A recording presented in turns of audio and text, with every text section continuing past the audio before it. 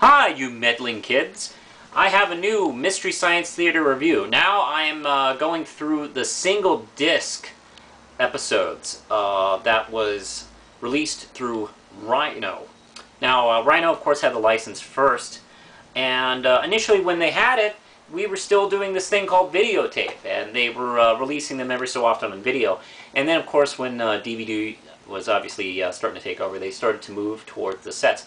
Now, as you may guess, MST3K is kind of a tricky show to figure out how to release on DVD. You can't really put all the episodes together for a full season box set, even the shorter seasons, because of the rights involving each individual episode, because, you know, they show someone's movie during that. And also, each episode is 2 hours long, you know, with commercials. Without commercials, maybe an hour and 40 minutes, hour and 45 minutes or something like that. That's a lot of space to take up. Let's say you could get all the rights. And one of the seasons is like, a couple of the seasons are 20-some episodes, too. So that's what Rhino had to figure out what to do. And at first, their solution was these single discs. I had reviewed previously the Essentials, which they only released one of those. It had Manos, the Handsome Fate, and Santa Claus Conquers the Martians. And then they did a whole bunch of these before they did the box sets.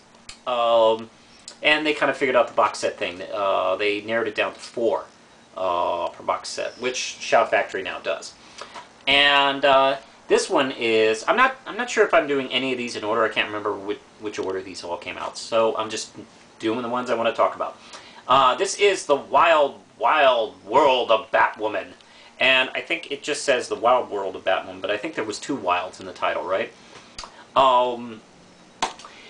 It is a Mike episode. This is from Season 5. This is one of the last few episodes of Season 5, because Mike came in the middle of Season 5. So what's cool about that is it's Joel and Mike's season. And this, I think, was his 2nd or 3rd episode, if I'm not mistaken. I think this is his 3rd episode. Correct me if I'm wrong. But Wild World of Batwoman stars no one of note, and it's directed by no one of note. And it's made in the 60s, and it's kind of a cheesy knockoff on the whole Batman campy thing that they were having fun with in the 60s, and that kind of sense of humor, which, by the way, I've never been a big fan of. I don't like... I'm not a big fan of campy humor, because, I don't know, it sometimes screams, well, we're not creative enough to make something action-packed or funny, so let's kind of split the difference and pretend we're being clever, and I don't know. I've never been a big fan of that kind of style of humor. It's just not been my thing. And the 60s was just chock full of that. And, you know, zany. I think the 60s invented the word zany, if I'm not mistaken. And anyway, this is sort of about a superhero named Batwoman, and she's fighting a guy, her arch nemesis, Ratfink. And Ratfink apparently had he's been this villain for a while, actually. We kind of come in the middle of this universe, and it's not an origin story. They've been fighting for years, apparently. And this is involving Ratfink's efforts to grab this super hearing device or something like that, so he can spy on as many people as he can. And they each have their own groups of hench people. Batwoman has her little army of Batgirls, which don't have costumes. She's the only one who gets a costume. All the other girls have bikinis or short outfits, which, you know, is not a complaint, but just fact. And they all have wristwatches that they keep in, you know, charge. And they're supposed to be fighting crime, but the first scene in the movie, they just watch some guy get killed during a mugging and just kind of go, hey, Batwoman, we saw that. I mean, it's like, you know, do you train these girls to actually kind of jump in and help? I don't know. That you know, if I had an army of crime-fighting girls, I'd probably, I don't know, show them a move or two. But anyway, Ratfink has his little group. He has a mad scientist who has a generic European accent, and the mad scientist, the Dr. what's his name?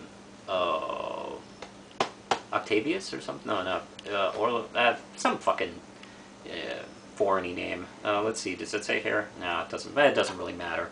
And he has a sidekick who acts like a monkey animal guy, and he's called like Heathcliff, and he's incredibly unfunny. And then they have a couple of generic criminal sidekicks and stuff like that. And the movie is a patchwork film. They don't really do this so much anymore.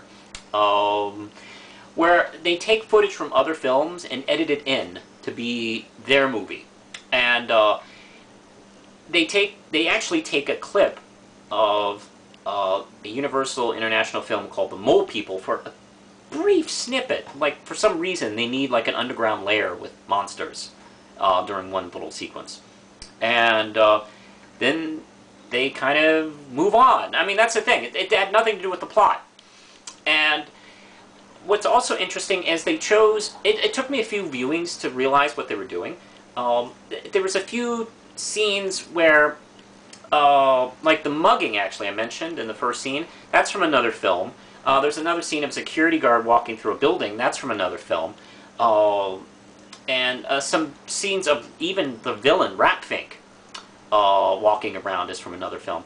And what's so weird is these are things they could have just shot themselves. And including, like, the villain. You made a costume to look like this guy from another film that you stole the footage from. Why didn't you just shoot the guy you had? And, there you go. I mean, I don't know. Maybe they just had only enough money for some film and couldn't shoot any more. I don't know. It's particularly strange.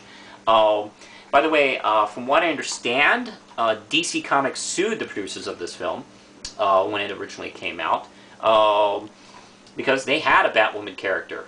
And, of course, Kathy Kane character we all know. And this isn't her. That's the funny thing. This is not her. This is just some... She doesn't even have really a cape. And actually, she doesn't have a really bat motif going on except for her little thing down here with the cleavage. And she has, like, feathers on her costume.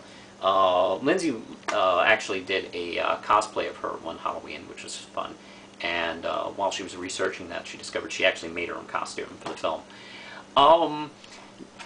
Also in this episode, we have the fantastic short Cheating, which is one of those 50s in educational films about not cheating. And let's see, it's very dark and bleak, and it even reminds Crow of an Ingmar Bergman film. It's so funny. Now to the actual joking around. First off, the riffing in the Cheating short is probably one of the best shorts. I'd probably put this short up against Mr. Be Natural as far as funny. Those were probably the two funniest shorts. One of the best things about the 50s shorts is that they would inspire the darkest jokes. And I don't know what it is. Maybe it's just about what it is about those films, but it just makes, like, the writers just dig so deep for, the most horrifying, reactions that they can. And this was full on. I think Joel actually tried to keep them from going so dark. And then when Mike took over, yeah, let's do it. There's some hilarious jokes in here, including a fantastic suicide joke, which is hysterical. You have to watch. The short is about a young kid who cheats on a test, and apparently it's the worst thing ever in reality. And we move on to the film, and there's, let's see, this is still Mike kind of getting in to the show, and there's some wonderful bits like in the beginning where he just goes out and gets some popcorn and comes back, and the bots are going, "Ow, you're not allowed to do that." It's like, yeah, I'm gonna. Also, the jokes about Heathcliff are funny. This is one of those films that was actually a comedy. Really, there's a couple films they did that were supposed to be comedies, like Hobgoblins and Catalina Cave are comedies, basically. And watching them riff on bad humor is just fantastic. They didn't want to do it too much because it's kind of depressing, I imagine, to watch bad comedy. Now you can have fun and laugh at a bad horror film or a bad drama or a bad sci-fi film, whatever. But watching bad comedy is painful, and I can imagine why they avoided them. But this is hysterical. Also, they had a subplot going on in the host sequences, which actually mainly ignored the Batwoman film. It had a lot to do with the cheating short, where during one of the commercial breaks, Mike suggests that they should write an essay about cheating, and then the first thing Crow does is cheat off Gypsy's paper and copies it word by word, and that goes throughout the whole episode, where Gypsy and Tom are mad at Crow the whole time. This is a wonderful little piece. There is, one downside to this disc is there's no special features or anything on it. The special feature is you get to watch Wild Wild World of Batwoman without the Mystery Science Theater crew. I'm not sure how special a feature that is. Yeah, it's special in the quote-unquotes. And, but actually that's an interesting way of doing it. So you could, like, maybe watch it and, see if you can riff on it. Or if you think you're so superior, thinking, oh, hey, it's unfair for them making fun of a classic, why don't you sit and watch something like this? Really. Anyway. This is a nice little piece. No special features, but the hell with it. It's definitely 5 RAM chips for the episode itself. I'm not sure if this is even available anymore. You may have to pull this, off, I don't know, eBay or, wherever you find out-of-print discs. But if you can dig it up, I definitely recommend it. 5 RAM chips. I love it. And I'm going to get going, but the Kickstarter for Red Knight, the comic, is still out there, and I'm going to put a link here. And it's a $50 reward, right? This is the $50 reward is a little plush Red Knight. So until next time, push the button, Lindsay.